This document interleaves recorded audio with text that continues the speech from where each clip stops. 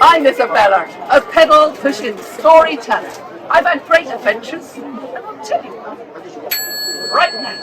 This story is from when me and Gillis, my story bicycle, were bicycling out over Africa, in the east of Africa, riding over the dry, open plains.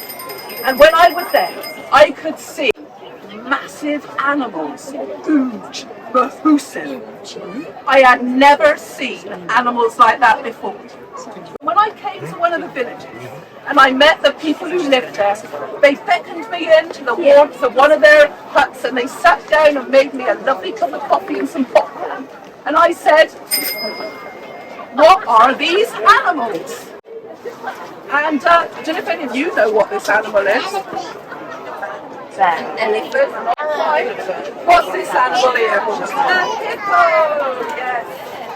And that chief, he told me all about the hippo. And that's what I learned. What do you know about hippos? They like mud. They love mud, don't they? Yes. Okay.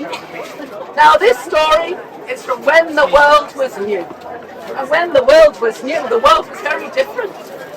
And birds flew backwards, tigers smoked pipes, and hippos lived on the land. Well, hippos didn't like living on the land, it was too hot. The ground was cracked and dry, and Hippo's skin became cracked and dry, and he couldn't bear it anymore. And so he decided to walk, to trundle, to lollop along until he began to feel cool grass beneath his feet, hear the sound of running water. And when he got to this beautiful cool green place, he put his head over the river, watched the reeds floating through the cool water and the little silver fishes, and he said, "I wish that I could live in the water like the little silver fishes." But in the beginning of time, it was the god of the mountain and Guy who had told all of the animals what to do. And Guy had told the lions and antelopes to live on the land. He had told the fish and turtles and dolphins to live in the sea. The birds and bees and butterflies to fly in the sky. And the little bugs to burrow beneath the ground. Now Hippo, he didn't want to live on the land. So he had to go and ask and Guy, god of the mountain, if he could live in the water like the little silver fishes. And he walked and walked and lolloped and trundled along. Now another fact you may know about a hippo, they're big. But this hippo felt so small beneath the shadows of the world.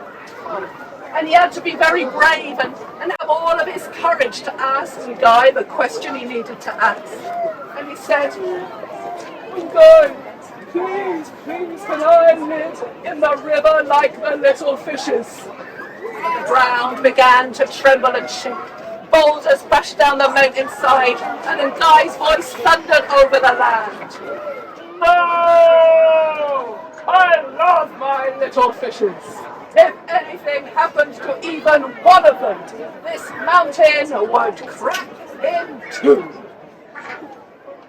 But Hippo, practically vegetarian, doesn't want to live, doesn't want to eat the fish at all, and so thought long and hard, and he said, I will come out at night and eat grass." But still it wasn't enough for him though. Still the boulders crashed down the mountainside, and Hippo had to think of something else, and he said, "I will run along the bottom of the river, move my little tail and show you I'm not hiding any fish bones." Still, a Guy's voice thundered over the land. "No, I love my little fishes." And I don't know about you, but when I've had two ideas, my head hurts. So Hippo squeezed out a last idea and he said, "I'll come out of the water every now and again and open my mouth wide to show you I'm not eating your fish." And then Guy said yes, and Hippo ran across the land, diving in the water with a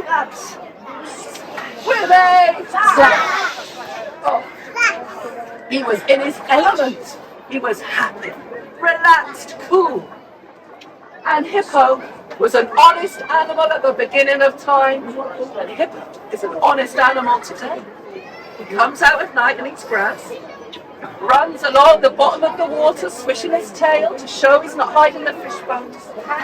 And you may have seen in real life or in film or photograph Hippo coming out of the water every now and again, opening up his big mouth and saying, "Look, hunger, no fishes."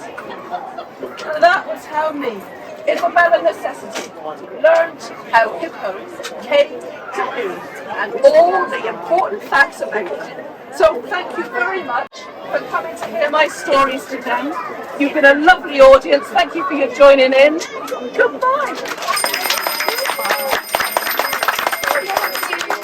We have our last show at 2:30 today with the professor. With the professor. So cheerio. Bye-bye. Thank you, Isabella. Bye. Bye-bye. Yes.